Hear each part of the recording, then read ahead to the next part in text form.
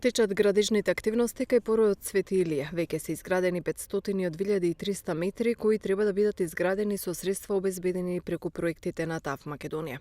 Овој дел е важен поради интересот на градежната индустрија да инвестира во стамбени единици.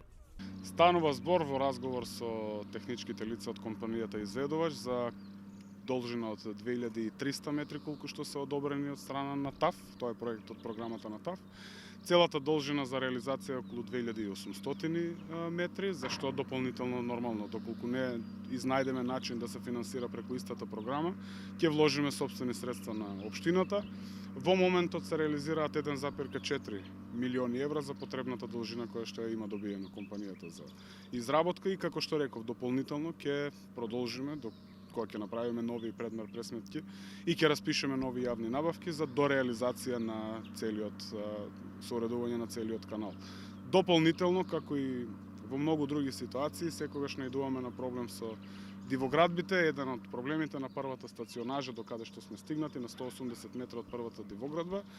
И секако ќе изнајдеме решение, ќе разговараме со луѓето да што правиме понатаму, затоа што интересот на колективот е поголем од интересот на поединецот и ќе вложиме максимални напори за надминување, при тоа почитувајќи го нормално човечкото достоинство. Градоначалникот Костадинов посочи дека градежниот сектор во општината е еден од главните економски мотори. Станува збор и се наоѓаме во непосредна близина каде што всушност општината пред некое време имаше продажба на градежни парцели, со што дополнително ги правиме овој блок од касарната уште по-атрактивен за градежни активности. И зошто го кажувам ова? Затоа што најголем полнач на буџетот се комуналите од градба, продажбата на земјиште.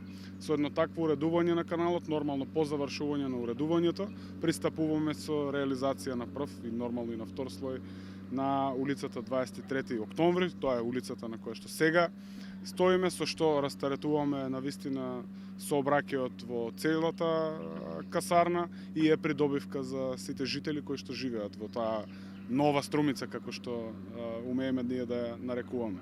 Овде најавувам уште многу, буквално уште многу такви капитални проекти, што во соработка со владата, со ресорни министерства, што од страни извори на финансирање и секако во најголем дел со сопствени приходи на општина Струмица, односно на граѓаните на општина Струмица.